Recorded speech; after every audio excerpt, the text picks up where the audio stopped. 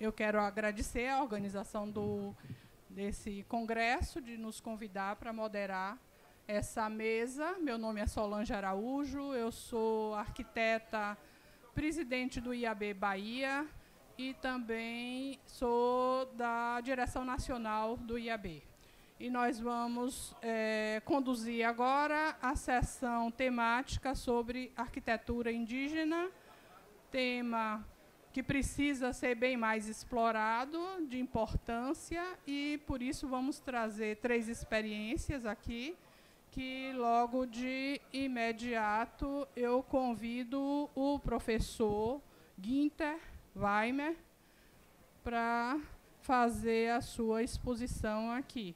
Arquiteto do Rio Grande do Sul, então bem conhecido de vocês, e uma pessoa de referência na cidade e no estado, que eu tenho o prazer de apresentar aqui. Ele pode falar muito mais do que eu sobre o seu trabalho. Cada expositor tem em torno de 20 minutos para a sua exposição, para que sobre, no final, um tempinho para perguntas e discussões. Obrigada. Bom, agradeço o convite e, como o tempo é muito curto, eu vou diretamente para o assunto. Falar sobre arquitetura indígena não é um assunto fácil, não, porque, em primeiro lugar, é uma arquitetura muito... Assim? Estou ouvindo? Tá. É uma arquitetura meio fuleira, né? Um negócio assim de... que evidentemente não chega a se constituir a ter qualidades estéticas, técnicas, enfim, o imaginário que temos nessa arquitetura é muito reduzido, né? De modo que falar sobre isso aí, que afinal de contas nem arquitetura é, né? Bom, isso é o que está escrito das publicações, né? E é de origem, para minha surpresa, que até de professores eméritos das universidades mais representativas do mundo, né? E aí apareceu aí um arquitetinho meio metido à besta, né? Que começou a contestar tudo isso, né? E é por isso que o IAB o convidou para apresentar, para dizer que em 20 minutos tentar provar que isso não é assim, que não é dessa forma que a gente possa conceituar essa arquitetura, né? Bom, e vou começar pelo começo, né? Logo no início, quando o Cristóvão Colombo chegou aí na América, né? Ele foi muito bem recebido pelos indígenas, né? E os indígenas deram para ele uma porção de presentes que eles achavam que era importante, né? E o Cristóvão Colombo achou, bom, isso é uma quinquilharia, uma barbaridade, mas em todos os casos, né?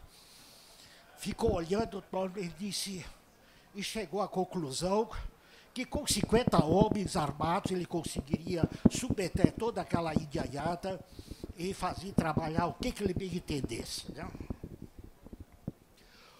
O problema é que dentro dessa quinquilharia que estavam que o Cristóvão Colombo recebeu de presente, estavam alguns novelos de algodão que viriam a ser uma coisa tão preciosa que pelo menos a metade da humanidade hoje se veste com esse algodão, né?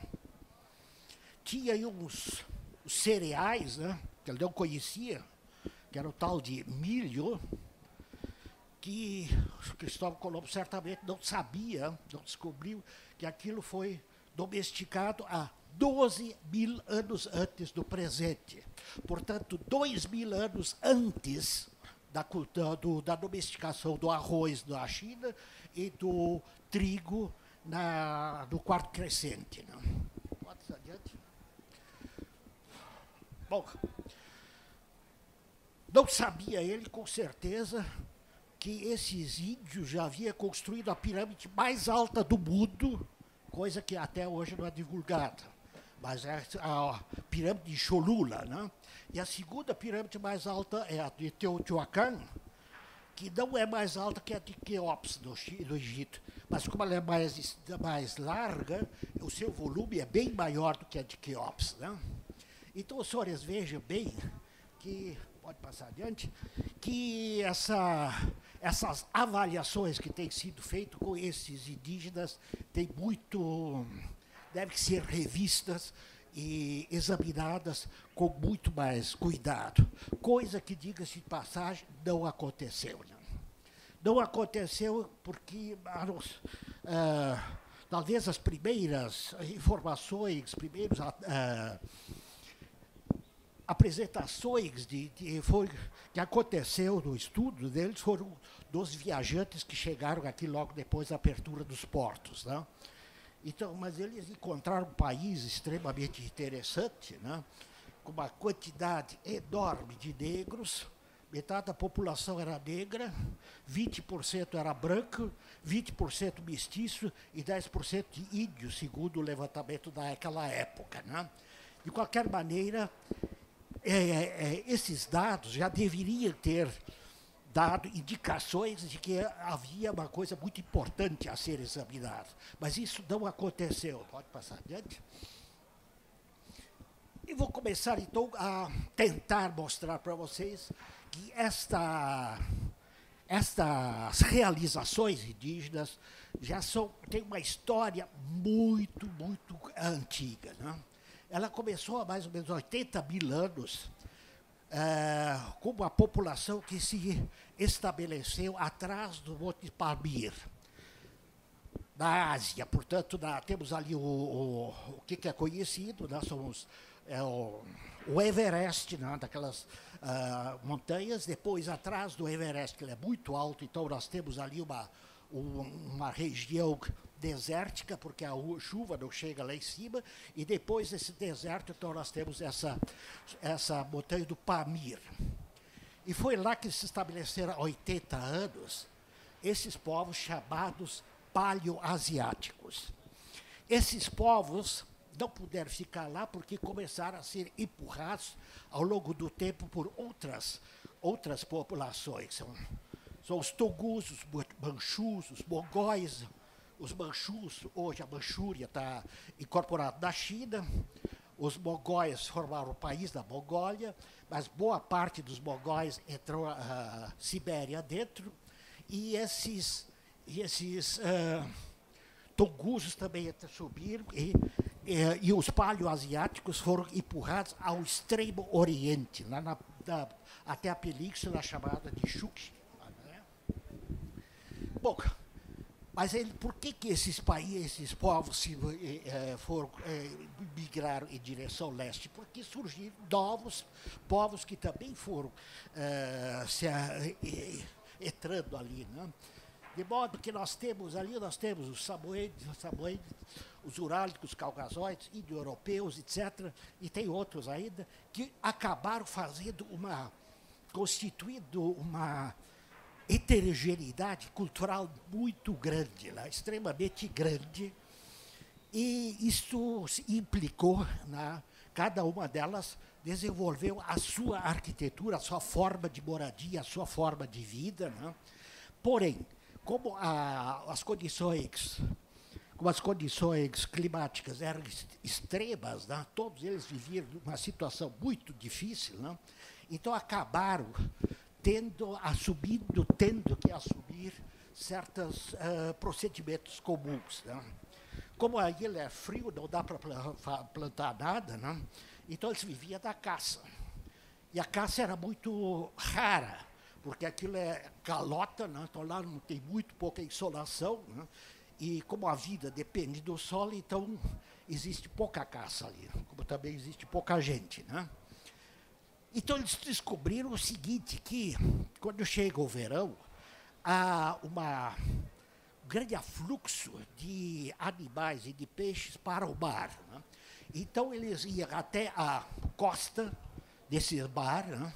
Durante esses 3 ou 4 meses de verão, se abastecia, pescava, caçava os mamíferos marítimos, pegavam esta carne, salgavam ela, secavam ela e levavam ela depois quando iam voltar para dentro, né?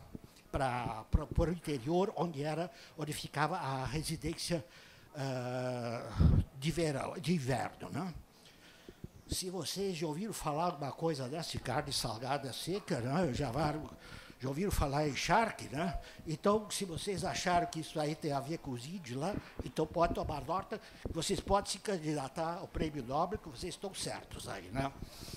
Bom, aqui temos então, de qualquer maneira, se a gente quer colocar um mapa disso aí, dessa região, então nós não podemos fazer esse mapa tradicional, nós temos que fazer o mapa visto pelo polo. Então, é ao redor do polo que ficavam esses povos, em número, oficialmente dizem que era 100. Os russos dizem isso, mas não é bem isso, é um pouco mais disso aí, né? Bom, e isso tem uma variedade então muito grande. Eu trouxe aqui algumas dessas ilustrações, eu não posso falar todos os povos, quer dizer, 100 povos só na Sibéria não dá. Mas só para ter uma ideia, dos Khanty, isso é uma casa subterrânea, só a estrutura, né? Os Yakut, né, você já tem não é uma cultura subterrânea, não fazia casas semi-subterrâneas, né? Mas de qualquer, e são apenas dois exemplares, né? E eu coloquei aí uma construção dos Inuit, que também é dos Qued. Os Inuit são os esquimós, né? Qued temos na Ásia e os caigangues aqui em cima da serra faziam também esse tipo de construção. Bem, então aqui nós temos outros exemplos, né? Das Ilhas Aleutas, dos Khanty, que vou falar depois por isso, e você já deve ter ouvido falar daqueles buracos de bugre que tem aí em cima da serra, né? Que vão aqui dentro do Rio Grande do Sul até São Paulo, Paraguai, Argentina dentro, né? Então, essa origem vem desses Ainus, que são, e outros povos também, né? E isso aqui é o levantamento que veio da Rússia, e que, obviamente, essa parece ser a solução realmente batente, que é aquela que fecha com aquilo que a gente descobre aqui em cima da serra, né? Aqui também, aí nós temos, então, outros, né? Ostiak, os Qued, eles tinham a arquitetura de inverno aqui, e a de verão lá embaixo, e aí está repetido, que eu descuido aqui, dos Inuit e dos caigangues, né? Bem, pode passar, quer dizer, como eu disse, são 100 variedades, né? Bem, com o tempo eles descobriram que havia animais ali na Sibéria, chamados renas, que toleravam a presença do homem, né?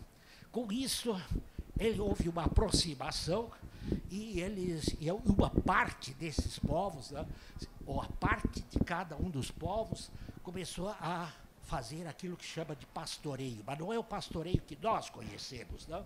Simplesmente as renas fazem seus deslocamentos, sempre tão intermitentes, e os homens acompanham eles. As renas toleram, porque eles sabem que os homens os protegem dos predadores, né? E os homens efetivamente predam as renas, mas fazem isso escondido, de forma que as renas não percebam, né?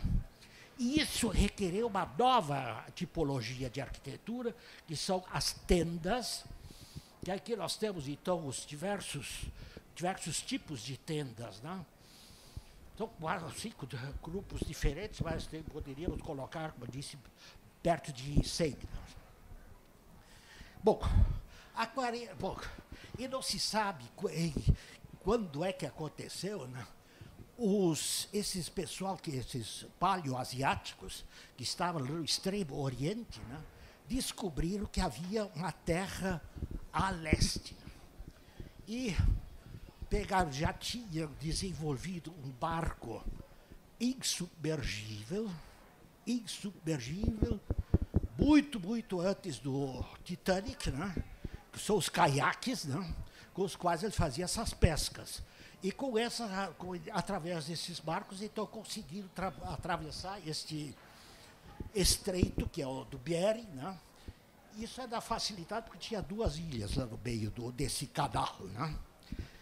Bom, os arqueólogos, geneticistas, etc., dizem que havia uma grande migração, outros acham que 2 ou 3 migrações. Eu digo para vocês que isso foi muito mais migrações, porque grande parte dessas tipologias asiáticas siberianas são encontradas, foram aqui na América, né? Bom, elas foram então mantidas, mas aconteceu uma coisa diferente, que as renas que havia na Ásia, essas renas não existiam. Aqui existiam os caribus, que eram um parente da rena. Só que os caribus não admitiam a presença do homem. Quando chegavam o cheiro do homem, eles se mandavam, né? Por esta razão, eles tiveram que caçar esses animais, não pastorear, né? E como essas renas se deslocavam, esses caribus se deslocavam de lugares diferentes, então eles tinham que saber por onde eles passavam e cada época onde eles passavam. Daí surgiu, então, uma outra tipologia que é muito conhecida, pelo menos divulgada, que são dos iglus, casas de gelo, né? Bem, enquanto eles estavam lá no norte do Canadá e do Alasca, essas coisas funcionaram, né? Mas acontece que os índios são índios, mas não são bobos, né? Descobriram que mais ao sul tinha terras totalmente desabitadas, né? Então eles começaram, quem sabe, a gente vai lá ver o que tem lá para o sul, né? E descobriram que lá havia o quê? Terras sem gelo. Oh, beleza, né? Terras temperadas. Então puderam se adaptar a essas novas regiões. Isso criou um problema para eles, né? Em primeiro lugar, qual é a casa que nós vamos utilizar? Vamos usar tendas, vamos usar as casas de verão, vamos usar casas de inverno, o que nós vamos usar, né? E cada grupo decidiu de forma diferente. Uns ficaram com as tendas, outros ficaram com as casas subterrâneas de inverno, as casas de verão, e ainda houve um outro grupo que ficou com as duas, né? Morava perto do mar, então tinha uma casa no interior e uma casa na costa, onde eles então faziam essas suas pescas do verão, né? E se alguém está pensando na cultura sambaqui aqui do Rio Grande do Sul, vocês também podem se candidatar, porque vocês também estão certos lá nisso aí, né? Bem, daquelas pradarias, especialmente, pode expor o anterior, né? Daquelas pradarias dos Estados Unidos, havia enormes grupos de bisontes, né? Então, isso era muito fácil caçar. Às vezes se matava um bisonte e a clã toda tinha alimento para uma semana inteira, né? E com isso, quer dizer, como havia essa abundância de alimentação, eles conseguiam fazer o seguinte, o que vocês estão vendo? Então, várias casas, eles começaram a juntar, né? Que daria origem, pela primeira vez, àquilo que nós chamamos de formações urbanas, das primeiras vilas. E, por outro lado, também aconteceu, como havia essa abundância, era possível também estender, quer dizer, a família que era original, grandes famílias que evoluíram para clãs, e dessa forma essas tendas acabaram ficando grandes, como, por exemplo, essa desse grupo aqui dos Nepans. Bom, e outros que continuaram a fazer casas subterrâneas, né? Essa aqui, por exemplo, é uma construção do sul do Canadá. E, na medida que eles foram migrando, essas construções foram se adaptando, né? Por exemplo, aqui no sul dos Estados Unidos, no México, temos os navajos, né? Que fizeram essa construção também, que parece que está no plano, mas na realidade, quando você entra, é um desnível bastante grande, aqui em torno de 1 metro, né? Essa construção aí dos Puruai, eu descobri lá no Equador, né, que fizeram uma coisa curiosa, né? Baixaram, fizeram uma rampa para descer, né? E lá embaixo, quando a gente entra na porta, então tem mais um degrau, mais ou menos 60 centímetros. Né? Essa é uma fotografia lá do Equador, e os aibaras também utilizavam antigamente. Atualmente já não se usa mais, mas da forma, eles foram depois dominados pelos incas, e aí então eles perderam essa. Bom, e aí nós então chegamos à conclusão que isso aqui são os aidus, que eu já falei anteriormente, né? Que são as formas que eles usavam, né? E essa aí é uma minha interpretação do como é que deve ter sido esses buracos de pugre que os arqueólogos brigam entre si, e eu acho que todos eles estão errados, porque pô, eles não entendem de arquitetura, né? E eu não entendo de arqueologia, obviamente. Né? Bom, e para concluir a conclusão, né? Uma das coisas mais extraordinárias que eu descobri é a presença desses charruas. Esses charruas tinham uma construção muito, muito curiosa aqui. Simplesmente eles tinham uma arquitetura em painéis. Os charruas viviam nesses campos abertos. Era da caça, então eles tinham que ir atrás da caça. Então se deslocavam constantemente. Né? Constantemente, portanto, inventaram uma arquitetura móvel. Isso também já existia lá na Ásia também. Né? Essa arquitetura móvel consistia em 3 painéis, que eram colocados um lado, formando assim, 3, assim, uma parte ficava aberta, né? E os laterais eram, tinha uma inclinação, e para colocar o telhado, o painel do telhado lá em cima, né? Que formava, então, esse tipo de nichos que vocês estão vendo ali, bem aí à esquerda, bem à direita. Né? Essas são casas, como eu disse, deslocáveis, muito adaptadas ao clima, porque os senhores vejam bem aí no clima, aí na campanha nós temos verão de 40 graus, invernos de 5 graus, né? E temperaturas médias, obviamente, bem mais temperadas. E essa arquitetura se adequava muito bem a isso. Né?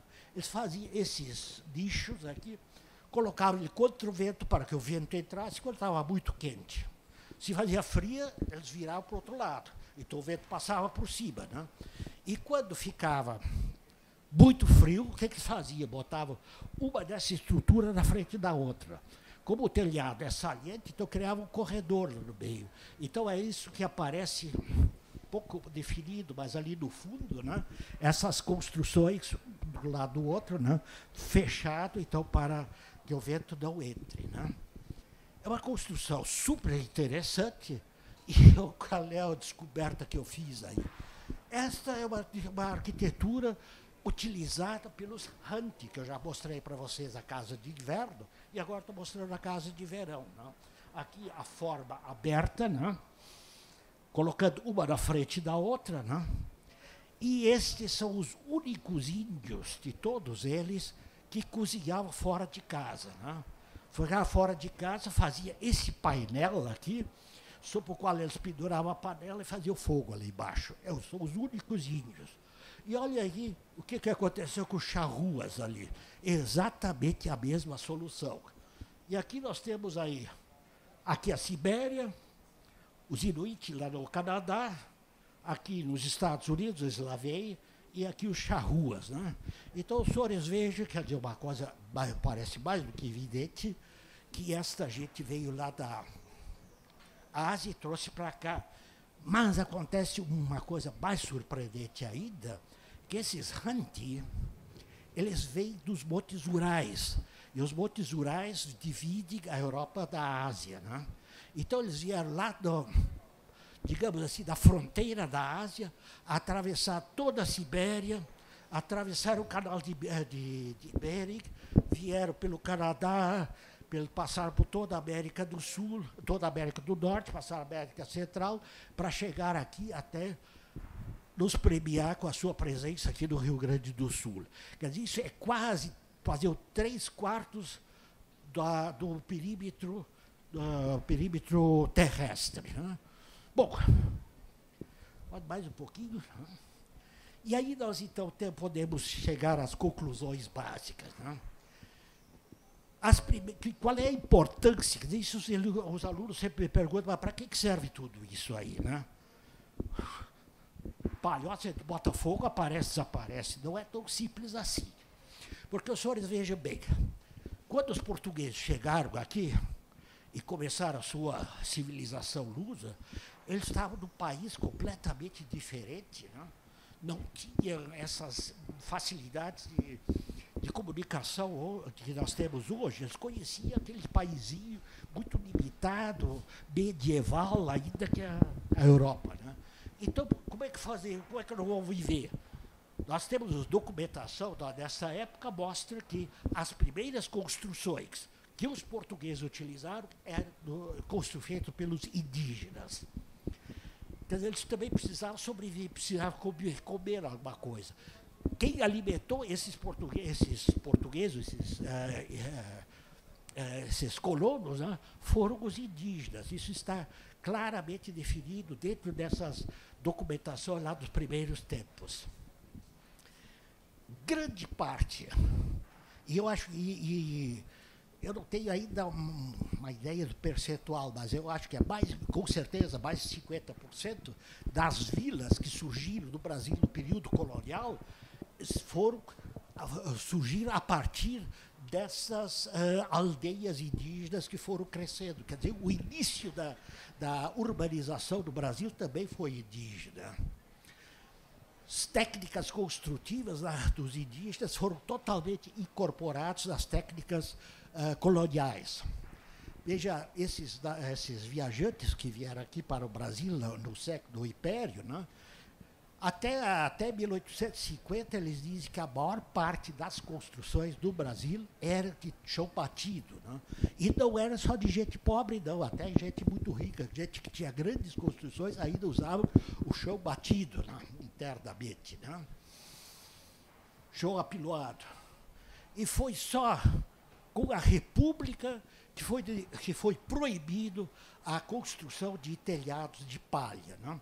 De modo que eu creio que, se nós quisermos fazer a história da arquitetura brasileira, estão faltando uma série de capítulos ali. Né? Bom,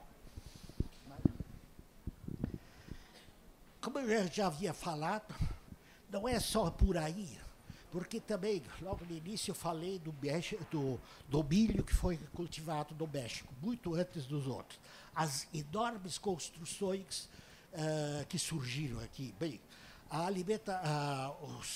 a batata também foi cultivada há 10 mil anos. Isso é correspondente à fase dos cereais da Europa, da Ásia e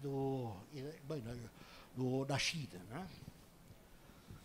As construções exponenciais, e uma das coisas que a mim mais me impressiona e que não se valoriza são essas construções de engenharia absolutamente notáveis que os chamados incas, devia ser quechuas, Inca é o rei dos quechuas, né? Que os quechuas construíram. Quer dizer, tinha morros lisos, não tinha nada, pedra ali. Né? E eles ficavam lá em cima, então não tinha muita terra para agricultar. Né? Então, o que eles fizeram? Quebravam as pedras e começaram a fazer muros ali, né? Enchia de pedras lá no fundo, botavam uma terra impermeável por cima e botavam mais uma terra fértil em cima disso aqui. Então, criaram esses terraços, né?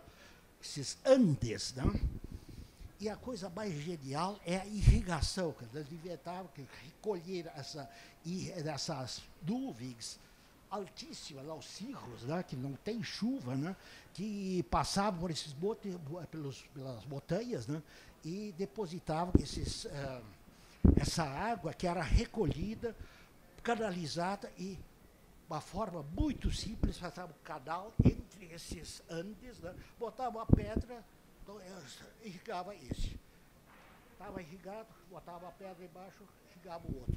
É uma ideia realmente extraordinária, né? Bom, e ainda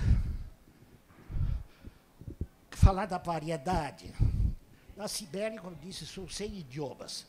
Na América do Norte, que é um pouco menor que a Ásia, mas maior que a América do Sul, falavam-se 650 idiomas. Na América do Sul se falavam 1.500 idiomas. Quer dizer que realmente o que a cultura indígena se diversificou foi aqui na América do Sul. Só 750 línguas eram faladas no Brasil. Hoje só sobraram 200 ainda, um pouquinho mais, né?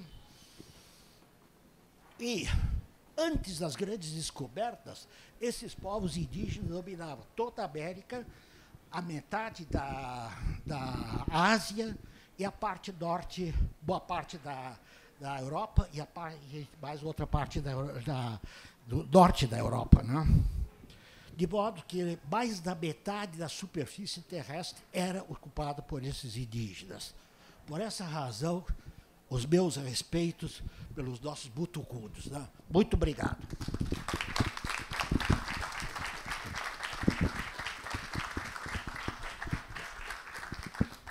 Se alguém quiser saber a história de cada um desses povos, né, o Inácio aí está vendendo um livrinho chamado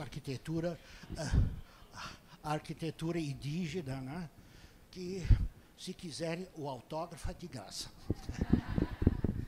Obrigada, professor, pela belíssima apresentação, que é meio que uma história de vida, né, e de pesquisa. E, de imediato, eu convido o nosso segundo expositor, que é o Rualdo, que vai trazer a experiência dele lá da Machu Picchu, né? Então, obrigada. Bom dia a todos, a todas. Estou muito honrado de estar aqui. Agradeço o convite da comissão organizadora. Honrado por estar aqui com o professor Guinter, uma referência desde quando era estudante, ele já era o Guinter, imagina hoje, o Grupo Fresta, que vai apresentar em seguida, e honrado por estar aqui na praça, né, trazer a cultura mais genuína das nossas academias, a nossa expertise técnica, né, do urbanismo, da arquitetura, para a Praça da Alfândega. Eu sou meio metido porque sou um geólogo, né, mas há muito tempo sou metido com temas de arquitetura e urbanismo e quero apresentar para vocês um pouco algumas reflexões e o meu trabalho de pesquisa e investigação que eu fiz na cidadela de Machu Picchu, na região andina, sobre paisagens, artefatos e estilos cognitivos das culturas originárias na América do Sul. Eu vou abordar rapidamente sobre paisagem e cognição, topogênese de técnicas e cosmogonias, as grandes configurações das paisagens sul-americanas e, por fim, apresentarei 3 estilos cognitivos da América do Sul, o florestal, o andino e o pampeano chaquenho. E, por fim, algumas reflexões sobre DNA da paisagem e heranças cognitivas. A paisagem é sempre um tema muito complexo.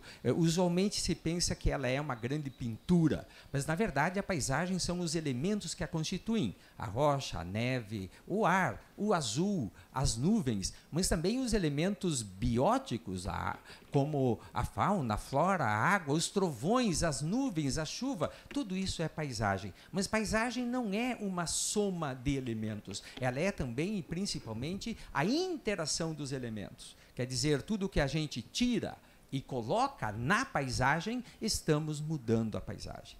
A paisagem é um dos maiores sistemas complexos da nossa Terra. Não só a paisagem, que é o vistaço que está na frente de você, mas também a paisagem regional, aqui mostrada por uma imagem satélite do delta da foz do rio Lena, lá no nordeste da Rússia. É maravilhosa a paisagem, né? Ela tem um contexto estrutural, hidrográfico, né, sedimentar, florístico, que apresenta uma homogeneidade regional. E, por fim, a paisagem é também a paisagem global. A Terra inteira é uma paisagem.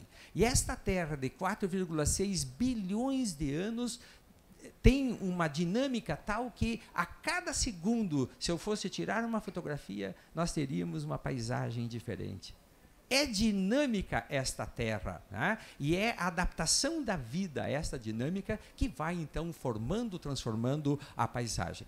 A paisagem não é só o presente, a paisagem é sempre um conjunto de restos do passado. E, por causa disso, nós podemos eleger, né, sincronias desses restos e reconstruir paisagens antigas, como esta, né, desta fêmea Sapiens sapiens que morava no sul da África do Sul. É uma paisagem totalmente reconstruída a partir dos vegetais mais antigos, as rochas que são memórias muito antigas que persistem na paisagem através dos longos tempos geológicos. Quando nós, humanos, não entendemos a paisagem que nos cerca, o que pode nos suceder é isso. São moldes de corpos da explosão vulcânica do Vesúvio de 24 de agosto de 79, né, depois de Cristo. Esta paisagem que cercava Pompeia, né, não era conhecida por eles. Eles não sabiam que esse Vesúvio poderia, de repente, explodir, né, e soterrar a todos com suas cinzas. Então, quando os humanos não têm uma cognição ligada na paisagem, ela pode entrar na história humana como tragédia, como drama, né, porque, na verdade, se trata de uma ignorância. O problema é que, nos dias de hoje, nós pensamos que inteligência é apenas mexer máquinas, né? E aí estamos, né?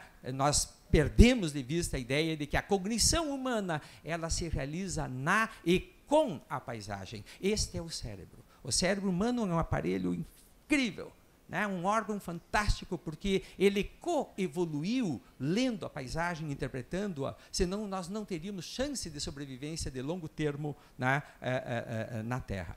Né? E por isso, então, acho interessante essa imagem que ela mostra uma enorme cabeça de pedra e uma escada ascendendo ao cérebro. É isso, o cérebro se alimenta da paisagem, pensa e produz na paisagem os seus artefatos, os artefatos que sustentam a vida humana. E é por isso, então, que nós podemos falar agora de topogênese de técnicas e cosmogonias. Né? E vamos começar com a aldeia. A aldeia, elas estão encravadas nos ecossistemas e paisagens. Né? Essa menina tem na aldeia uma interface entre o habitat humano, né, e esse ecossistema que o cerca. Só que nós pensamos que estamos sempre, como humanos, apenas embasados, apenas há um suporte de baixo. Né? Por isso, então, nós aplainamos, talvez, os nossos terrenos, mas, na verdade, né, nós vivemos dentro das paisagens. Nós também somos envasados pela paisagem. Né? Essa é uma menina lá da cultura Omo, e atrás dela está o vale do rio Omo, onde essa cultura se desenvolve. Tudo nos envasa e nos embasa. Né? E essa é uma ideia muito importante, porque é dentro deste contexto que nós vamos ter que discutir os artefatos. A aldeia é, portanto, um aparato cognitivo que aciona o indivíduo à paisagem. Né? Olhando as suas habitações, a menina aprende de onde vem a palha, de onde vem o barro. Né? Há aí toda uma enciclopédia que informa ela como viver no mundo em que a sua aldeia está. Assim, o lugar desenha as culturas e seus artefatos, que, por sua vez, desenham o lugar. Em seguida, eu vou falar desse lugar que é Machu Picchu. Né? Os artefatos e as cidades, portanto, não são apenas estéticos, eles são aparatos cognitivos da paisagem onde vivemos, principalmente, né, nessas culturas que o professor Günther, né, com toda a sua sabedoria, apresentou para nós essa genealogia. Vou falar agora, então, né, que temos tantas culturas na Terra, portanto, quantas paisagens há para a habitabilidade humana. São essa diversidade de paisagens que gera a diversidade de culturas, senão nós não temos chance de sobreviver, de viver. Né? Então, agora eu vou mostrar, a partir disso, né, as grandes configurações da paisagem sul-americana, de uma forma muito rápida. Né? Ali está a América do Sul e a placa tectônica da América do Sul, né, onde na borda nós temos a subducção da placa de Nazca, gerando os Andes, gerando vulcanismo. Há um dinamismo telúrico, né, nessa borda oeste da América do Sul, que é impressionante. Isso, então, configura as grandes unidades geomorfológicas da América, os planos ali, as llanuras, a planície da Amazônia, dos llanos do Orinoco, e para o sul o Chaco e o Pampa, o Planalto Central do Brasil, em Lilás o Planalto Meridional, e aqui então a oeste, a grande Cordilheira dos Andes, né, estruturando a paisagem. Ali você tem uma linha amarela e um transecto mostrando os nossos espaços, né? Olha que espaços diversificados para a vida humana, né? Aqui à esquerda os Andes, o Chaco, vejam o Chaco, que grande planície, e ali o Planalto, né? O Planalto Meridional, tendo no centro, né, um canal escavado, que é o Rio Paraná. E bem aqui à direita, né, a Serra da Mantiqueira, né? Olha um pouco, então, os espaços em que se desenham, que são os palcos, né, da vida humana. Aqui é uma imagem bem mais dramática, né, em que você vê à direita ali o Brasil, o Planalto Central, o Planalto Meridional, o Chaco Pampa como uma unidade que nos leva até o norte, e aqui o Planalto Sul-Rio-Grandense. E vejam que interessante, entre o Planalto Sul-Rio-Grandense e o Planalto Meridional, há um corredor plano, que é onde corre o Jacuí, que conecta Porto Alegre, aqui onde estamos, com toda essa região interior do Brasil, até a Amazônia, o Chaco, né? Olha que fantástica ponte com Porto Alegre. E nós não nos damos conta, né? A gente nem está aí, nossos olhares são para o Atlântico, a Europa, né? E todo esse vasto mundo que chega aqui sem pedir licença, né?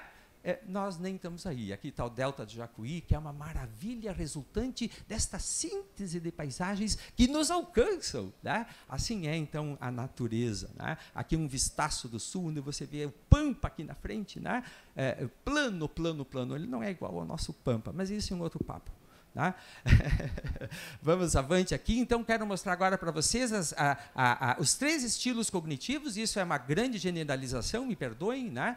Mas vou considerar um estilo cognitivo florestal, em verde, um andino, em vermelho, e um pampiano chaquenho, né? Que é esse corredor plano. O que é, então, o estilo cognitivo florestal? Né? É um estilo cognitivo controlado pelos cursos d'água, pelo relevo e pelo clima, em que não é aberto, é um sistema cognitivo fechado, ou seja, não enxergamos para além de 10 metros para frente, para cima, para o lado, para trás. É como estar dentro de uma esponja. A floresta que tanto assusta os ocidentais, eles não suportam essa esponja, né? Por quê? Porque ela tem um estilo cognitivo diferente. Na floresta, né, temos que ver perto se queremos enxergar longe.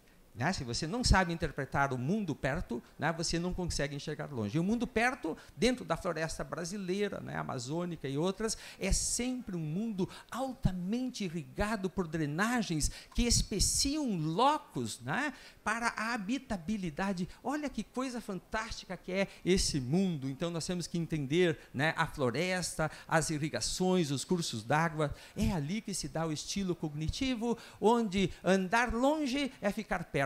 Você navega nesses canais, navega, e não andou sequer nem 200 metros de deslocamento em linha reta, né? Que paciência! Claro, mudam os tempos, né? O espaço, as configurações desse mundo cognitivo mudam os tempos, né? Há outro tempo aí que nós temos que saber olhar, né? É incrível.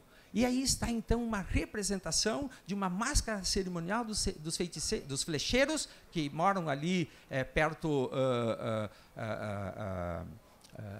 da fronteira Peru-Brasil. E olhem só o que é a máscara deles, se não é uma representação de um estilo cognitivo fechado, né? Ele não precisa olhar longe, ele tem que saber olhar perto, né? Esse, então, é um estilo cognitivo. Ali está o grafismo dos Wayampi, né? Que fantástico, né? Vejam que grafismo que reflete, representa esse estilo cognitivo fechado. E, por fim, o estilo florestal da cerâmica marajoara. Não tem traços retilíneos de uma suposta ou aproximada geometria euclidiana. Vejam, são todos, né, espirais que representam rios, né, os meandros. Esta é a terra deles, né? Que lindo! Isso é realmente fantástico. Eu falo agora do espírito cognitivo andino, né? Ele é também controlado por estruturas geológicas, falhas, vales, cristas, e é um estilo aberto, diferente do outro. Ele é aberto verticalmente, horizontalmente para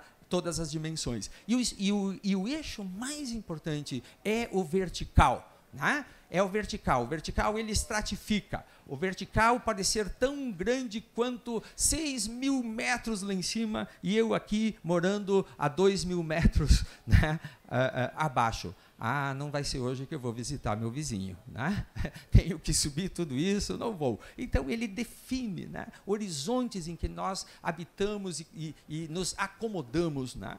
E para entender esse espaço aberto vertical, temos que estar nele, né? Seguir suas linhas. É um espaço que a gente segue linhas, sejam nas montanhas menores, maiores, até nas altas montanhas nevadas, nós seguimos linhas. E depois que alcançamos um nível, não mudamos mais, né? Gastamos muita energia, não é certo? Há uma lógica aí que ela é toda guiada pelas falhas tectônicas. Esse é um trabalho que eu fiz, uma investigação de longo curso, né? Acabei de apresentar ela no Geological Society of America, né? E foi assim muito bem recebida porque mostra as configurações tectônicas, né? Elas fraturam as rochas. Não há maciço rochoso ali. As rochas nas falhas são todas pré-fraturadas, formando redes. E essas redes têm algumas formas, como romboedros, triângulos, hexágonos e formas fractais, autossimilares. Né? E em Machu Picchu, então, nós temos o encontro de 3 grandes direções de falhas, né? Que eu chamo de sistema Mandor, Huayna Picchu e Machu Picchu, ali em 3 cores diferentes. E essas falhas, vistas mais de perto, elas fraturam a rocha, ó. As rochas estão todas fraturadas também, formando esses reticulados. Assim, se você pega um maciço rochoso e corta ele em planos, os planos de falha, você obtém intersecções. Considere uma intersecção em que a parte superior se desmonta, é erodida, e você fica, então, com a parte inferior. Ali está a forma. Né? A forma que permanece na paisagem e que define a forma, então, dos morros, das montanhas e dos blocos. Nesse esquema, você vê na base, né, os fraturamentos da rocha e no topo como, então, a erosão produz fórmulas, né, que são picos triangulares, né? Enfim, toda forma de blocos e montanhas. Então, eu digo que é a matriz do lugar que molda os blocos, molda as montanhas e molda a paisagem. Assim, se eu parto das falhas aqui, né, e sigo olhando as fraturas mais de perto, e depois a forma dos blocos naturais, e aqui na esquerda os blocos da edificação e das cidadelas, eu vou encontrar toda uma sintonia de geometrias. Não é euclidiana, arquitetos me deem licença, né? Não há geometria euclidiana, esqueçam. Né? É uma geometria própria das rochas, do fraturamento, que eu chamo mais apropriadamente, professor, de petrometria. Para não usar uma palavra tão carregada, que é essa tal de geometria euclidiana, né, professor? E aí está. Aí está o Huayna Picchu e sua forma majestosa, né? Ela toda deriva, então, desse fraturamento, né? Formando esse pico alado, né? Diante do qual está ela, a cidadela de Machu Picchu. E olhando agora, então, a cidadela de Machu Picchu, nós podemos ver que toda a organização dessa cidadela está orientada da mesma maneira, segundo as fraturas e as falhas geológicas. Ó, são as mesmas cores, né, que eu mostrei, em que se destacam a 330, é o azimuth arquitetos. Né? A gente chama 330 graus, 20 graus e 290. Né? É uma cidade orientada de acordo com o substrato rochoso. E não só a cidade, as construções internas também. Ali está Usno, né, que mostra para nós, à esquerda, né, um material rochoso ainda visível, e à direita, né, os terraços maravilhosos desenhados. Este é o sentido civilizatório da estratégia deles, é tornar essa escarpa rochosa, né, em andenes férteis de plantação. Né? E eles se orientam iguais às fraturas e às falhas. Né? Assim, então, nós temos um sentido da civilização inca que não é a domesticação de rios. Eles não são uma civilização fluvial como os sumérios, egípcios, hindus e amarelos. Né? Eles estão domesticando outro elemento estrutural da paisagem. Qual é? Não os rios. Por quê? Porque, se me perguntarem a mim, geólogo, onde eu coloco um assentamento humano nos Andes, eu digo, vários lugares, nunca nos leitos, né, do fundo do vale.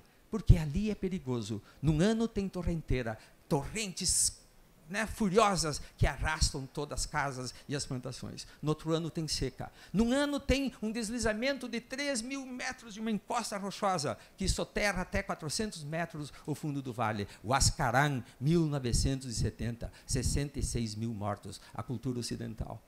Né? Então, nunca no fundo dos vales. Então, onde eu vou viver?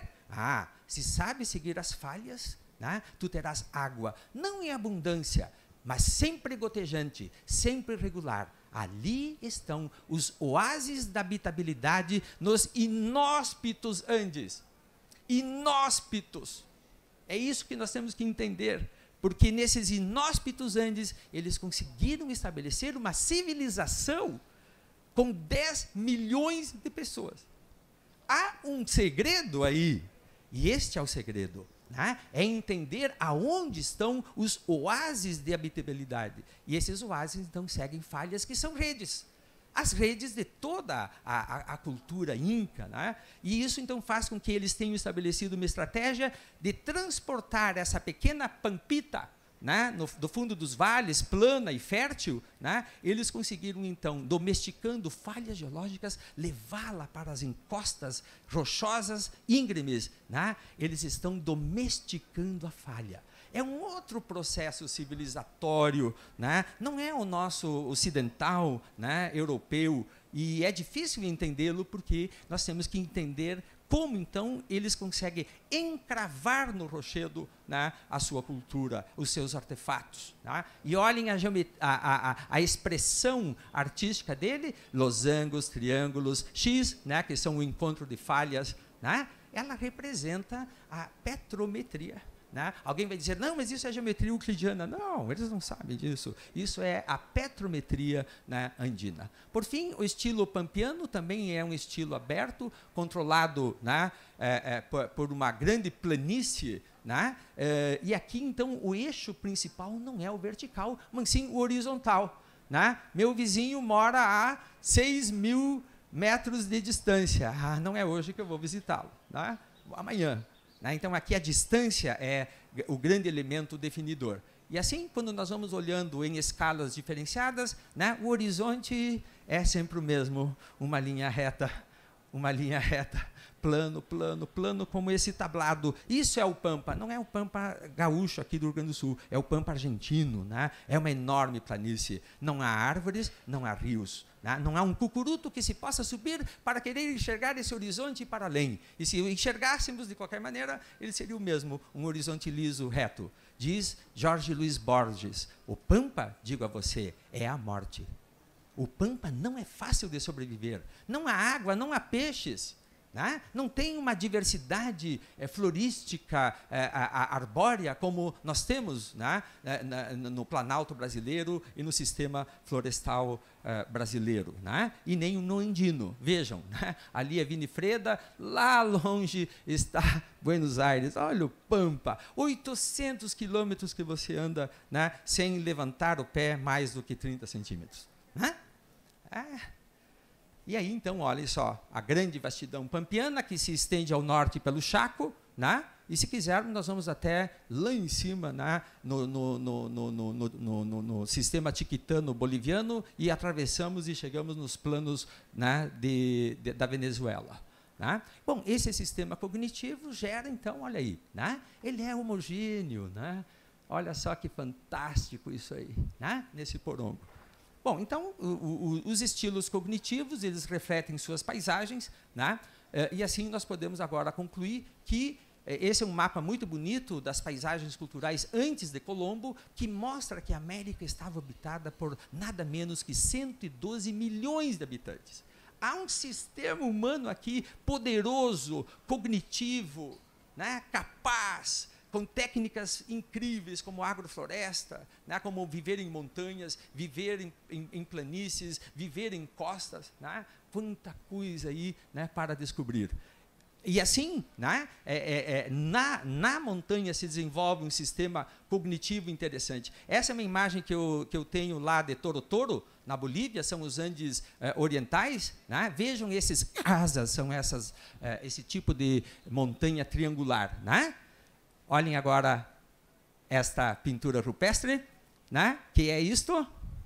Casas. Isso foi feito há 2000 anos antes de Cristo, lá nas montanhas da Bolívia, né? Isso, professor, para mim, é um dos primeiros mapas, né, da América do Sul. Eles não vão fazer mapas no plano. Isso são os sumérios, são os egípcios, eles vão fazer mapas, né, noutra mídia, noutro formato que não é o papel plano que representa o plano. Né? Ali temos outro espaço, né, e outra forma de representação. Então, isso eu quero mostrar, que há um sistema cognitivo próprio do lugar, que tem longa data de desenvolvimento. Os incas não se fizeram de repente, eles são o resultado de um processo histórico de ocupação daquele lugar, né, de expansão, de desenvolvimento, que geraram, então, uma paisagem própria para o mundo rochoso andino, né, que ela parte do substrato rochoso e vai, né, se especializando até esse templo aí, o Templo de las Três Ventanas, num processo que eu chamo ele de petrométrico. Né?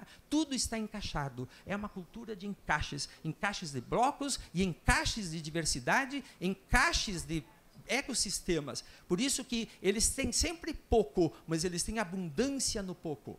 Né? Cada pedacinho ali tem pouco, mas o conjunto é abundante, é outra estratégia civilizatória. Esse é um mapa, então, das línguas que o professor Günther falou, né, para mostrar que a América é, sim, um sistema, né, paisagístico, etc., né, de especiação da cultura. E ela também especia a materialidade cognitiva e a memória. Em algumas culturas, por meio da rocha, as quais nós tendemos a valorizar mais. Mas outras culturas não tiveram como base material a rocha, mas sim a madeira, e nós tendemos a não considerá-las, que são as culturas florestais. Mas quero dizer que elas são igualmente fantásticas no seu sentido cognitivo, na sua especiação, na sua inteligência. O problema é a materialidade. Tá? Então temos que rever, nós brasileiros, com nossas culturas florestais. Tá?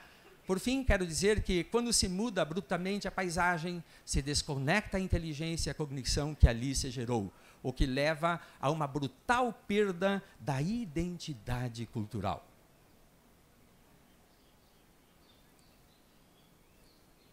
As culturas são enciclopédias de saberes que os indivíduos atualizam para sobreviver em uma paisagem específica do mundo.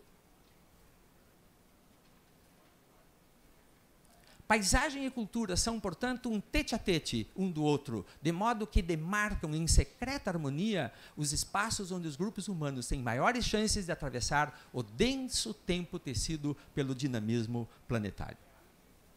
Muito obrigado.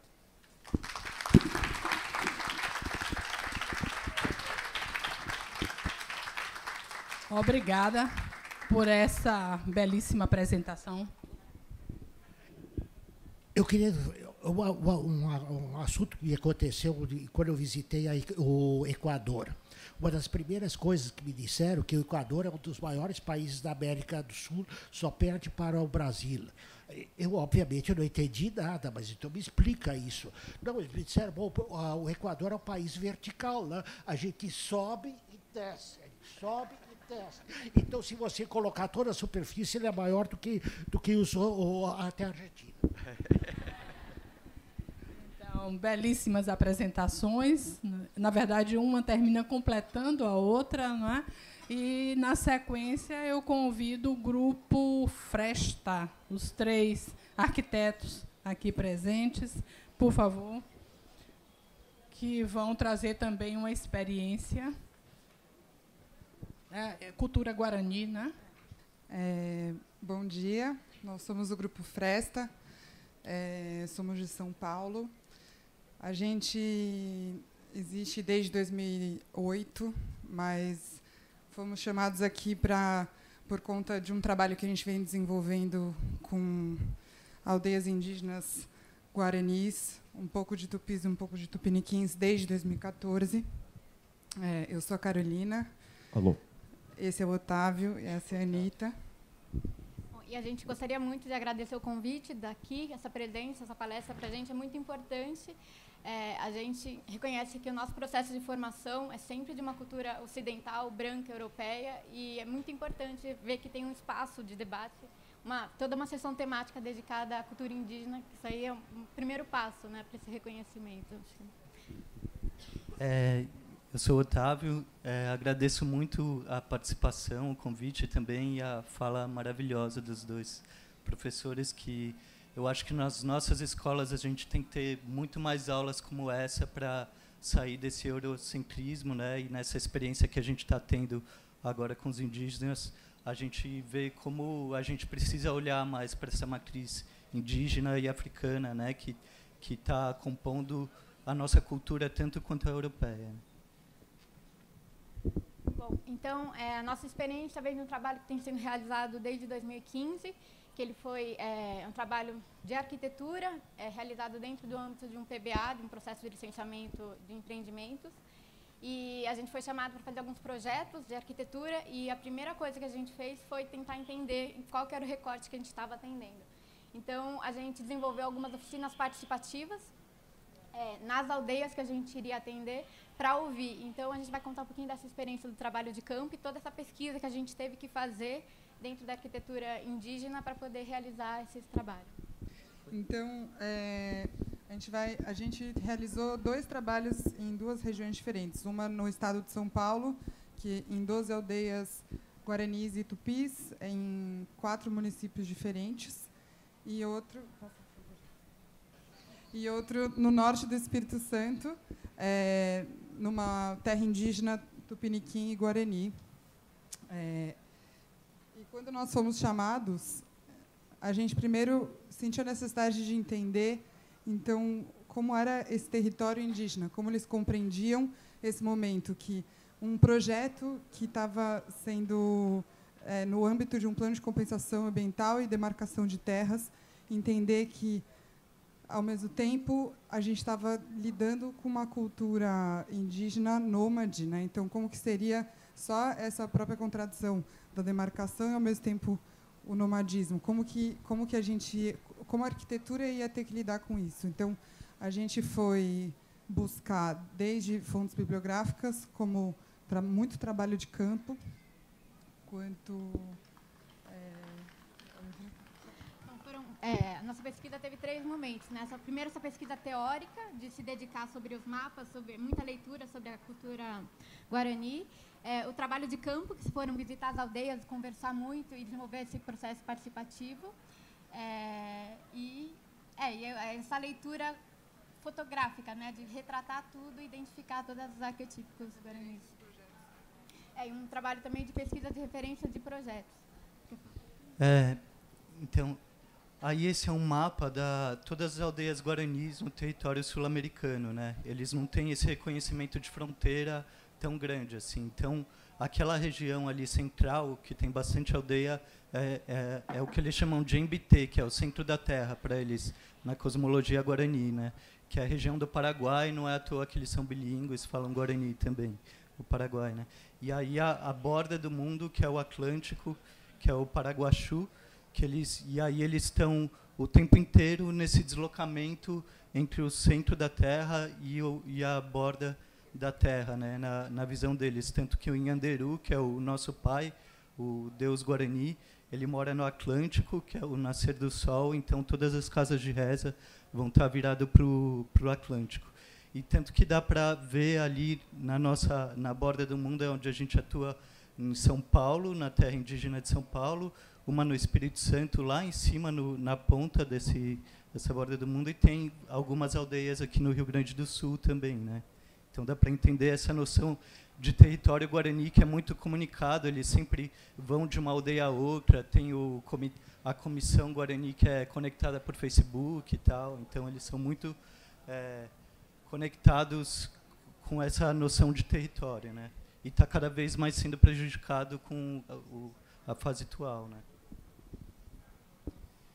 Aí a gente foi estudar, então, essa construção guarani, fomos do mestrado, que é do Carlos Ibel, que estudou profundamente assim, essa arquitetura guarani, dos encaixes, da tipologia e tudo mais. E aí fomos verificar em campo depois. Isso.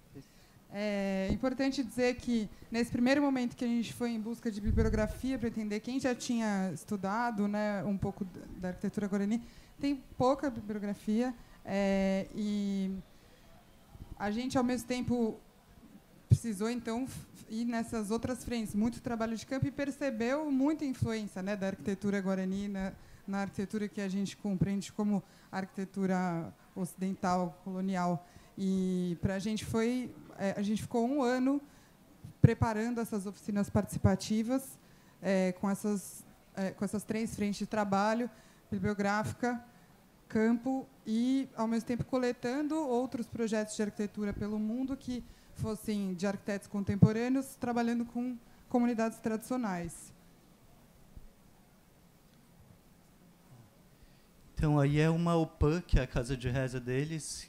Então, ela está em construção, ela é sempre em 2 águas, uma cumeira central e duas vigas flechais, assim, tal. Então, acho que dá para ir passando. É uma aldeia, é uma UPAN em construção, né? Então, a gente consegue ver muito bem todo o processo de estruturação. Então, a estrutura, o telhado, e ali a lateral vai ser o fechamento de pau a pique, que é uma das nos fechamentos muito utilizados por eles. Essa aí é uma construção da tipologia de moradia típica guarani. Então, é sempre telhado em 2 águas, estruturas muito simples. Algumas vezes são tesouras, outras vezes são só o elemento dessas 2 peças que se unem. E as laterais são fechadas primeiro com essas verticais, que algumas vezes permanecem como um fechamento, outras vezes são passadas as horizontais e tem o barreamento, né, que constitui o pau a pique. Então, esses encaixes muito ricos, né, que a gente foi coletando, vendo em campo durante o processo que a gente foi visitando as aldeias. Então, tem esses encaixes em forquilha, né, simplesmente apoiado, muito simples, que eles faziam com cipó, depois começaram a usar prego. Então, esse que é talhado no facão, né, muito simples. E essa riqueza, né, de aproveitar já o formato natural das peças que se encontram e fazendo pequenos ajustes para fazer essas conexões.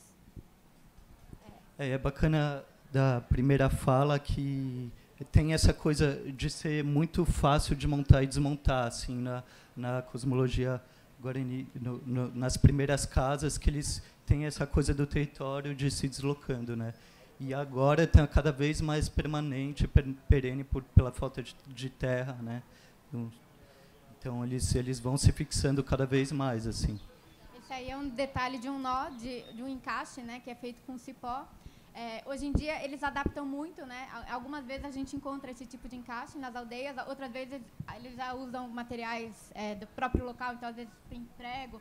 Na cobertura, por exemplo, quando tem a palha, eles usam a palha, quando não tem, eles improvisam com outro material que esteja lá, ou mesmo se adaptando de alguns materiais nossos mesmo. Então, tem aquela telha onduline, que é de papel, que eles já incorporaram em muitas das aldeias, e eles fazem isso com muita riqueza, de se apropriar dos materiais que tem, que são disponíveis, e essa variação é de local para local mesmo. E, ao mesmo tempo, a cultura deles é muito forte, muito perene, assim, eles falam a língua, rezam todo dia e tal, mas também conseguem absorver muito a cultura nossa, juruá, que eles chamam, né, que é boca barbuda.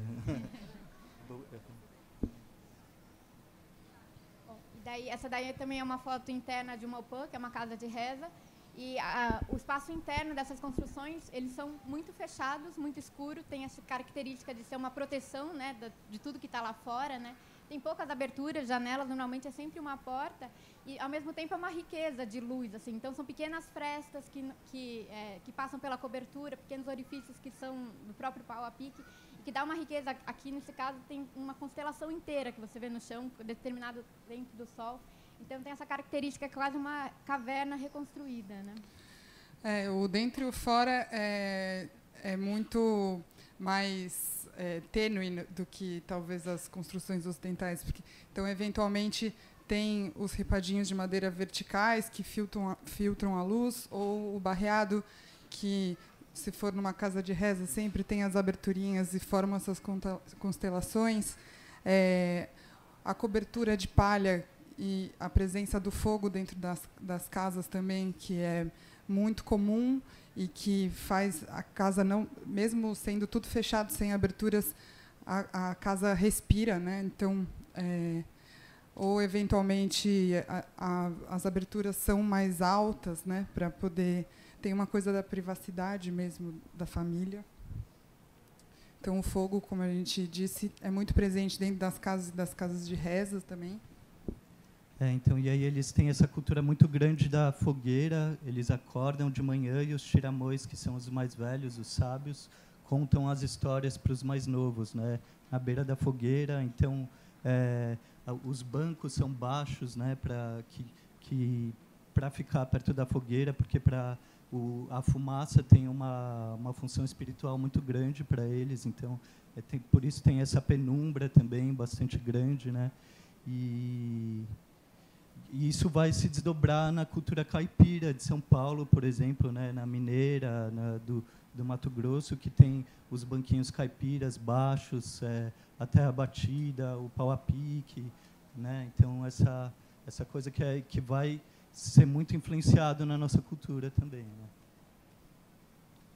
Desculpa.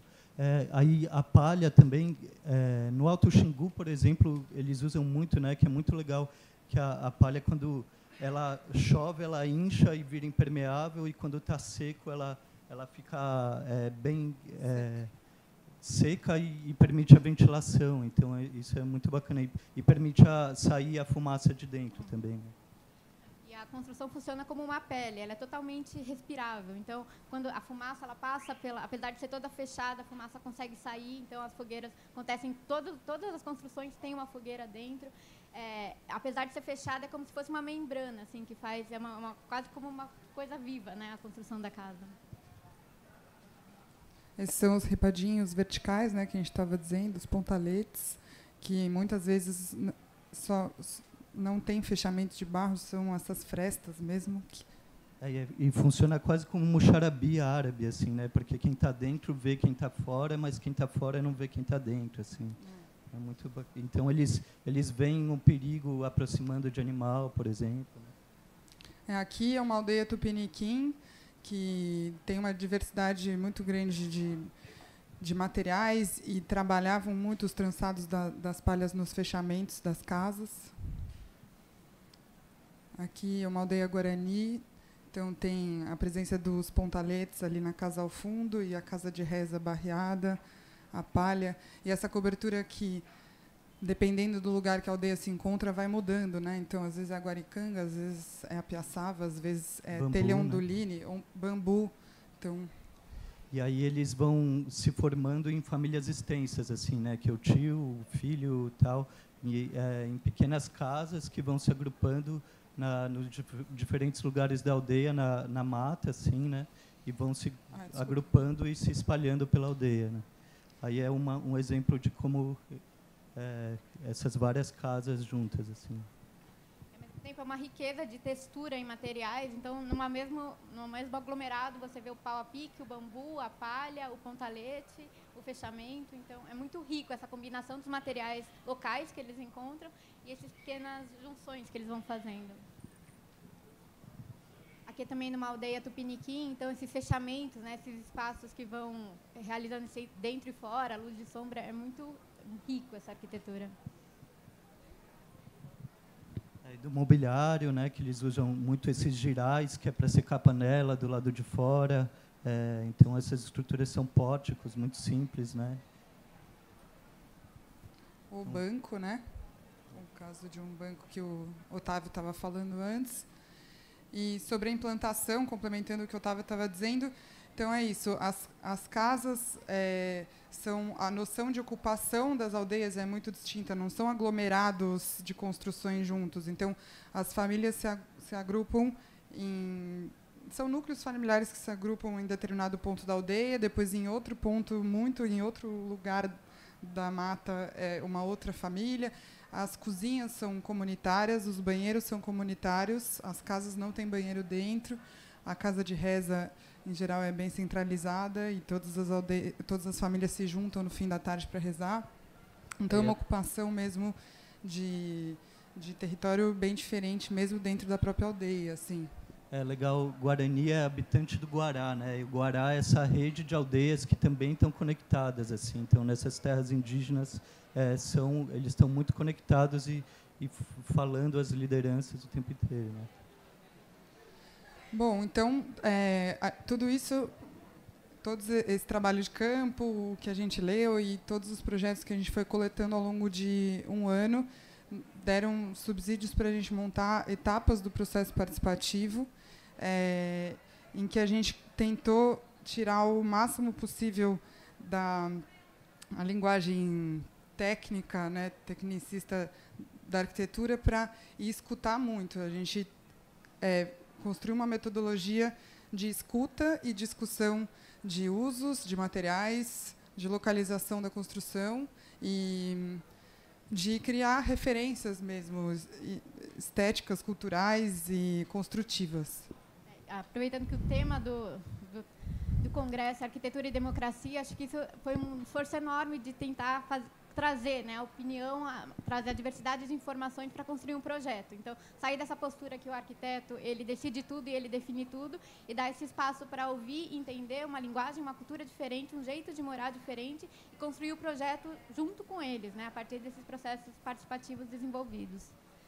Então, aqui é uma foto dessa oficina. A gente pensou em diversos como que a gente iria chegar, né? Então, ao invés de chegar, por exemplo, com um PowerPoint, com uma coisa dessa autoritária, né? Eu vou passar esse conhecimento, o que vocês querem fazer? A gente tentou sempre fazer mais horizontal possível. Então, as rodas eram rodas de conversas em torno de uma esteira, que a gente tentou sempre não ser de cima para baixo, né? Sempre escutar, apresentar possibilidades, e usar da própria linguagem deles, né? Dessas rodas de conversa. Então, levamos um material impresso para subsidiar cada etapa, um material que também era muito fácil de chegar nas aldeias, que tinham acessos muito difíceis, muitas vezes.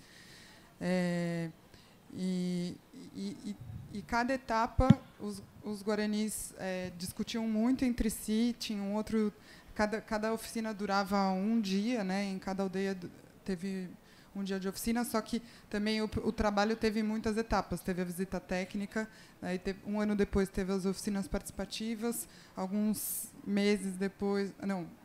anos depois teve a apresentação do projeto, discussão do projeto, né?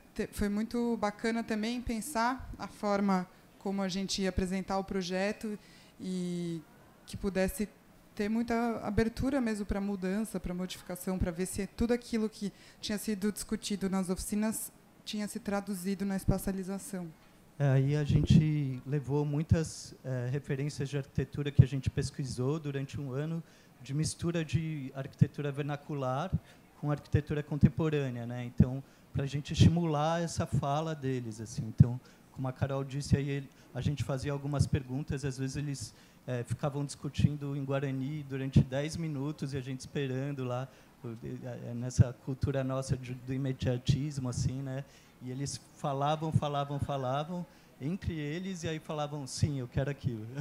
Aí a gente, é outro tempo, assim, né? Quero dizer. Oficina, a gente desenvolveu diversas etapas que a gente discutia tudo, desde a localização até essas referências que a gente poderia trocar, qual que é a espacialidade que eles gostariam, e também todos os materiais. Então, vamos discutir piso, né? A gente passava por todas as opções de piso que poderia, parede, cobertura. Então, a gente quis dar voz ao máximo possível, de definir todos os detalhes mesmo, ser uma escolha deles, né? Por exemplo, saía uma cartela de opção de fechamento de madeira. Então, eles olhavam, era traduzido para o Guarani também, e eles poderiam ter essa escolha, né, discutir aliás, cada ambiente eles poderiam estar definindo, né, essas coisas.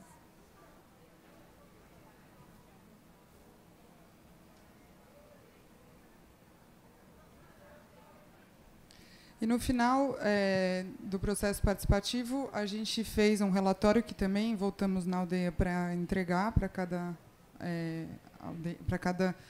liderança e cada aldeia os resultados. E foi muito interessante que, mesmo estando em estados diferentes, aldeias diferentes que não tinham tempo de se comunicar necessariamente sobre como tinha sido a oficina, as escolhas referenciais de projetos foram muito semelhantes, o que mostra uma unidade, né, de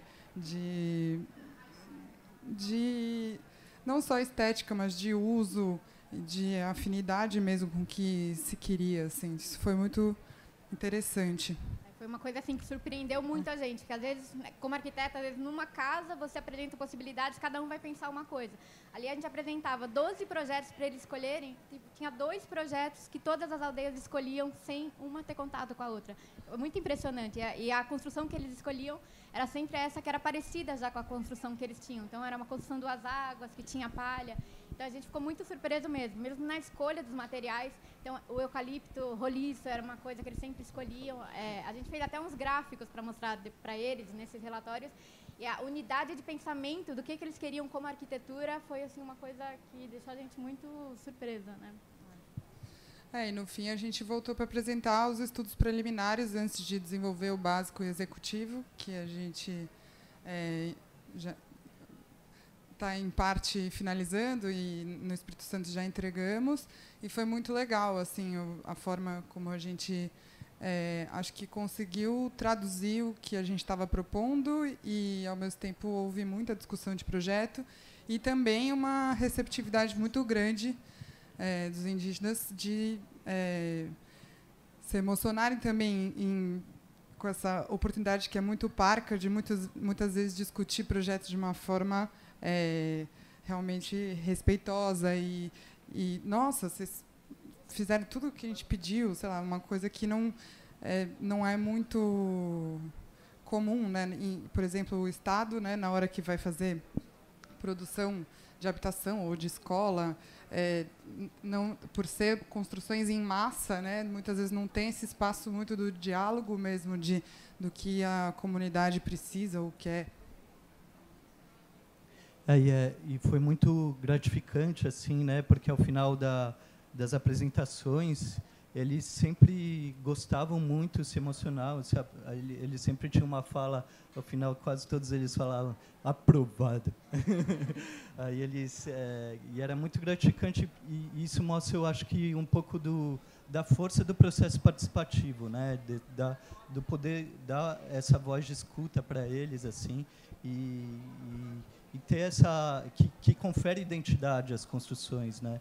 Então eles se sentem um pouco parte também autores do projeto, assim, né? Isso que é bacana, assim. Isso. Obrigada. A gente tem um vídeo de 5 minutos, não sei se já passou. E só dizer também que a gente vai apresentar amanhã uma parte desses projetos aqui na Praça da Alfândega, né?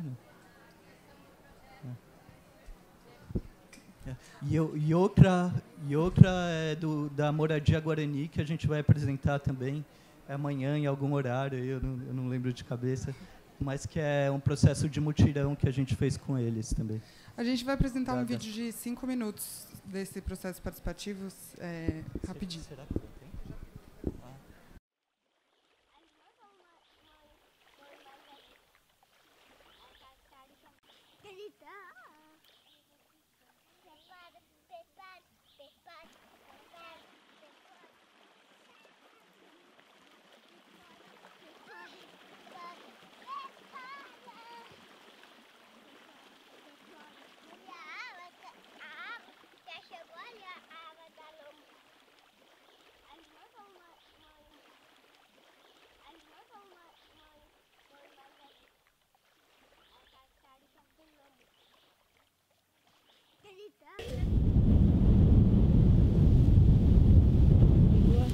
Ngari ko tu wate we jono ko rupina tu wate nyande ku arupirei onya.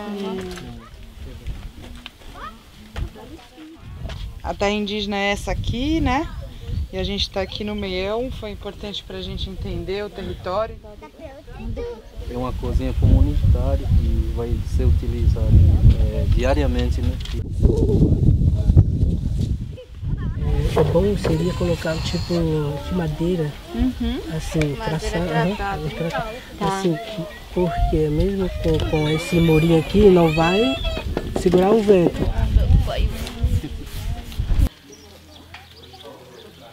Fico feliz, porque realmente não é algo que só ficou no papel, que a gente está vendo, que você está trazendo para a gente e que a gente daqui para frente tem certeza de que isso vai se realizar. A parte do meio aqui, que a ideia que nós surgiu para nós colocar as pedras de mármore. A pedra em volta, tá. E tem que ser de cima a baixo ou só meia altura, assim, guarda-cor? De cima a baixo. Fechado, né?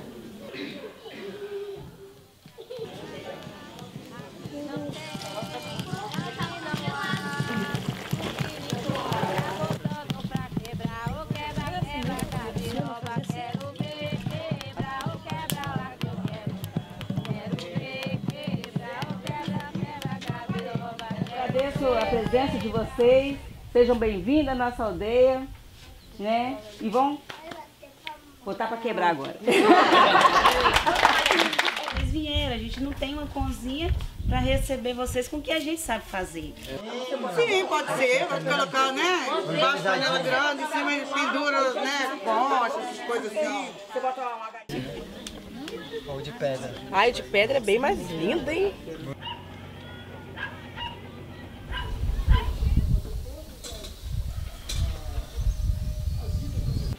E que eu lembrei até a minha primeira casa, né? Que a gente morou, minha adolescência. Nós nascemos nela, bem parecida aqui, até me emocionei um pouco. Não sei se alguém já ouviu falar na permacultura aqui. Como fazer uma construção de terra que dure bastante tempo, que você tenha um pouco menos de manutenção. Quando se fala de artesanato, né, quando a gente vai vir trazer para apresentar os trabalhos de cada morador, eles querem estar vendo alguma coisa que seja a cara da aldeia.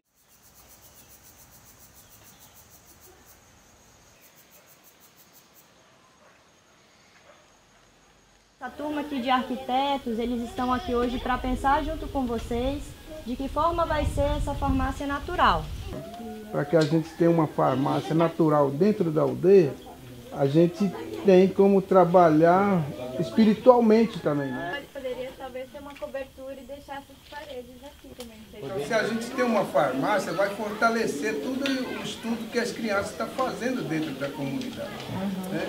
Não teoricamente, né? Então, quando você fala na sala de aula, fala da medicina natural e não ter na prática, você vai iludir a cabeça das crianças.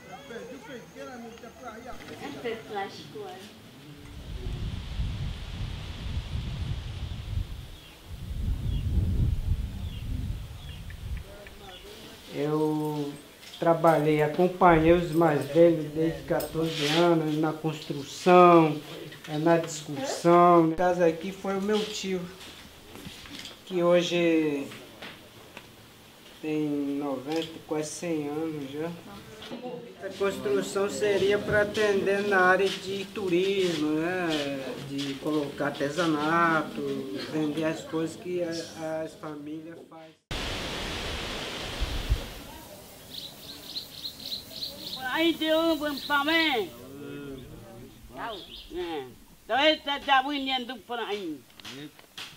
Queremos receber os turistas de vários lugares para que os turistas fiquem à vontade. Vocês olharem e dizerem, ah, gosto dessa parede, ah, nossa, que espaço bonito, ah, isso aqui não tem nada a ver. É tipo pra gente começar a criar uma referência mesmo. Claro. Assim, então... Madeira, roliça, de madeira serrada, né? E essa aqui é metálica.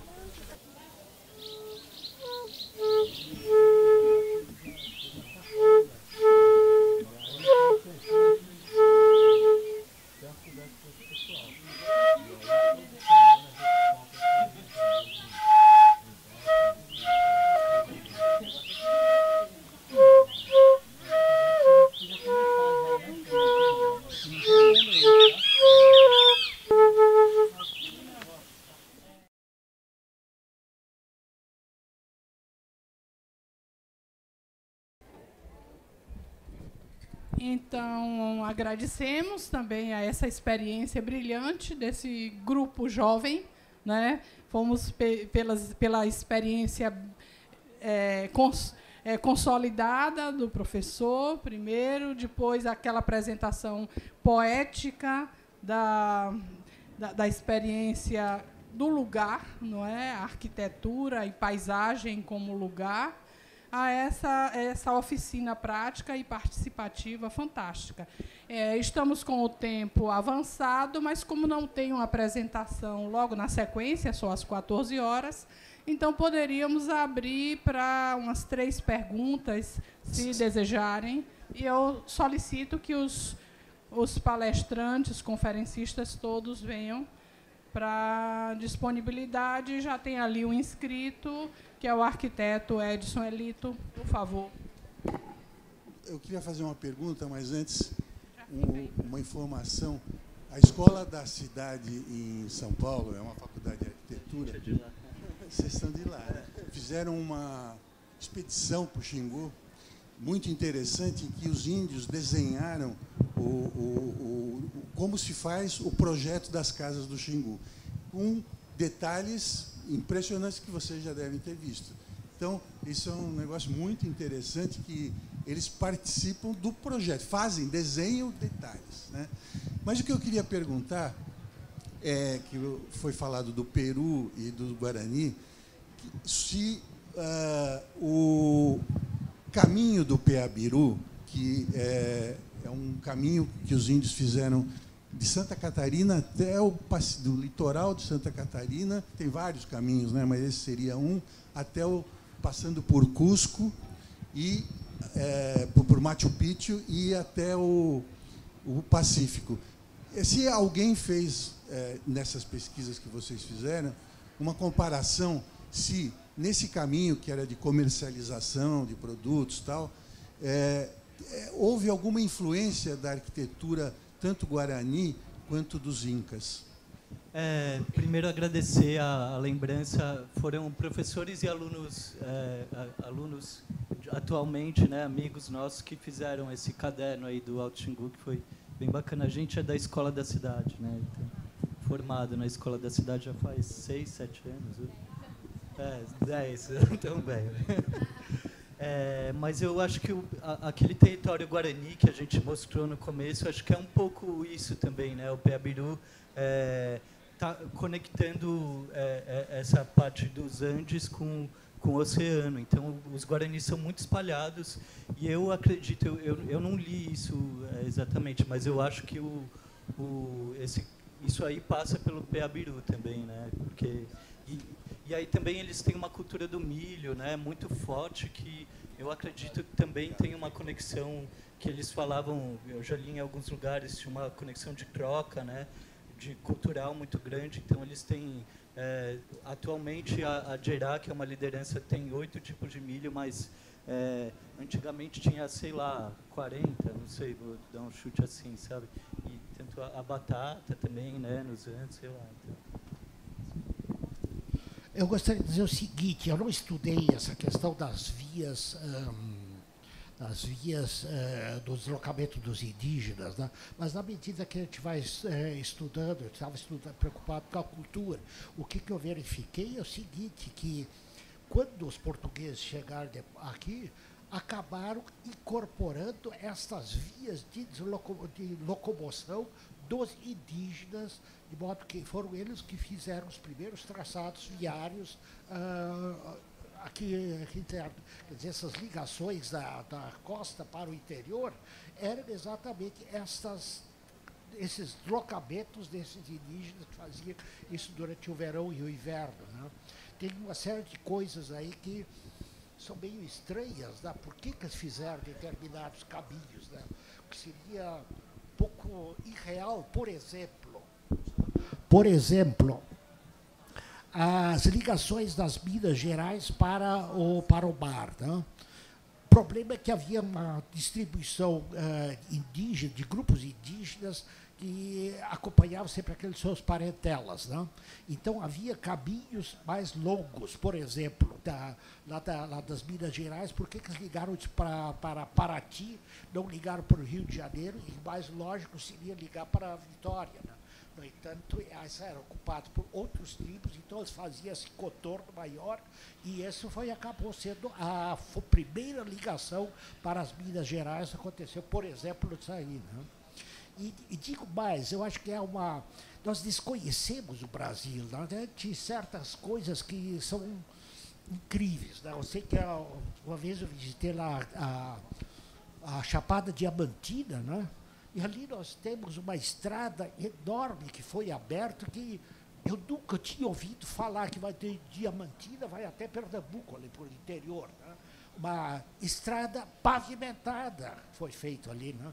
Eu preciso entender, realmente, está falando, alguém disse que nós estamos voltados para o mar e para a Europa. Eu acho que não, nós estamos voltados para a Disneylândia, né? Seria melhor a gente estudar realmente o que aconteceu entre nós. Bom dia a todos, bom dia a todas. Bom dia, não, boa tarde já. Primeiro, um privilégio estar aqui ouvindo esse tema num momento tão perverso que estão vivendo no Brasil, onde estão querendo exterminar não só o brasileiro, mas como os índios, eles querem trazer sul-americanos para cá. Eu acho que é muito bom, porque tomara que isso se multiplique em milhões, milhões, milhões de vezes dessa valorização da nossa cultura original. Eu fiquei, até já perguntei para o professor, já comprei seu livro, vou levar para uma colega que está fazendo um TCC sobre arquitetura indígena. Eu vi quando a gente fala que os portugueses chegaram e os jesuítas chegaram e queriam modificar quem estava aqui, que eram os índios. Quando vocês apresentaram o trabalho seu, eu quero expressar uma dúvida que eu entendi inicialmente como um trabalho de pesquisa. Depois eu vi vocês fazendo projeto. Eu não entendi qual que é a diferença. Assim, vocês não foram portugueses lá, com certeza. Mas como é que foi a atuação suas diante dos projetos levados para os existentes, a cultura deles? Eu não vi essa... Onde é que está essa interface aí? Eu sei que houve participativo, que houve a parte... Mas, assim, o que é que vocês deixaram? A gente foi chamado para fazer projeto. Só que, quando a gente foi chamado para fazer o projeto, a gente percebeu projeto de arquitetura no âmbito de plano de compensação ambiental, que é quando já há um impacto numa terra indígena, existe um estudo de impactos socioambientais, e aí, dentro desse plano de compensação ambiental, surgiu a demanda vinda dos próprios indígenas de se ter construções. Quando a gente foi chamado para fazer esse trabalho, a gente percebeu que a gente não tinha referenciais para fazer esse tipo de projeto. É sobre isso que a gente está falando hoje. Então, como foi esse processo de pesquisa e atuação para criar esses projetos? A gente não trouxe os projetos aqui, a gente vai apresentar um pouco deles amanhã, em 2 apresentações, mas é sobre isso que a gente está dizendo, sobre a falta de formação nas universidades, a falta de conhecimento que a gente tem sobre esse tipo de arquitetura e de cultura e de atuação com outras realidades culturais. Então, a gente fez muita pesquisa de campo, pesquisa bibliográfica, e também fomos buscar, ao longo do mundo, na internet e nos livros, como outros arquitetos tinham atuado com outros tipos de comunidades tradicionais. E coletamos 200 projetos, selecionamos 12, que trabalhavam questões diferentes de uso, de materialidade, de técnica construtiva, para discutir isso a partir daqueles materiais que a gente levou para as aldeias. Eu não sei se ficou claro, assim, mas esses projetos que a gente fez é financiado por uma empresa privada, que no caso de São Paulo é a Rumo, no Espírito Santo é a Vale, que está fazendo algum malefício para a comunidade, para a terra indígena, que nos 2 casos é a ferrovia que está cortando a terra indígena. E aí, por lei, o Ministério Público obriga essas empresas a fazer uma compensação, entendeu? E aí tem um plano maior, que é o PBA, Plano Básico Ambiental, que faz essa compensação, que é uma equipe de antropólogos, que é bem próximo a eles, assim, envolve muitas outras coisas, como cultura, educação, tal, e uma parte delas é construção, né, que muitas comunidades pedem construção, e aí que a gente entrou como isso. Então, só para dizer também que a nossa atuação lá é também garantir o direito deles, né? Que é esse direito que o homem branco já está fazendo um malefício grande para eles, e a gente já ouviu outros casos que empresas chegaram lá e queriam fazer uma aldeia étnica para envolver o turismo lá, entendeu? Que não tinha nada a ver com a cultura deles, assim. É horrível, assim, um elefante branco capitalista ali no meio, assim. Então, acho que o nosso trabalho é nada mais do que dar escuta para eles e dar esse direito que é deles, assim, né?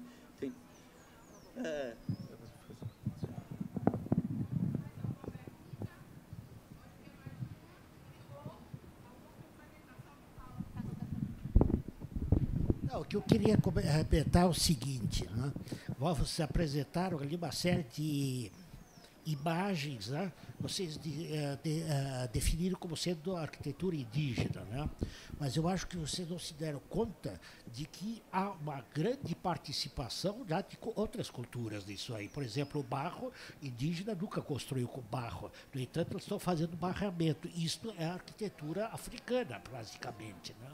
E, bem, paredes, a cultura original não conhece paredes. Paredes é uma coisa da arquitetura europeia e arquitetura africana, não indígena. Mas eles aceitam isso aí. Então já é uma arquitetura mestiça, uma arquitetura nitidamente brasileira, né? Que não é mais indígena, não é mais negra, não é mais portuguesa.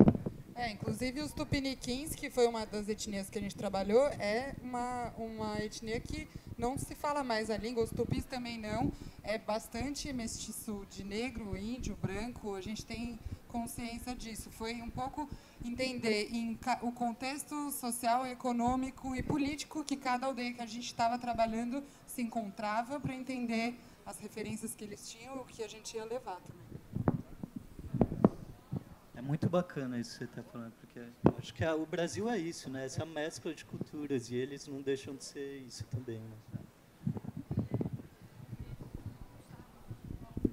Então, eu agradeço a participação brilhante dos três, do todo o processo histórico, da questão da paisagem enquanto lugar, a questão da experiência de laboratório.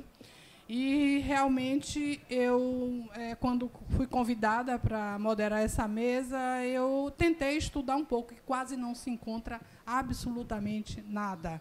É um campo que precisa ser explorado, porque é extremamente importante, e nós vimos aqui o vínculo que esses movimentos todos têm e essa influência que vai passando e caminhando, como o professor colocou, e a questão do lugar.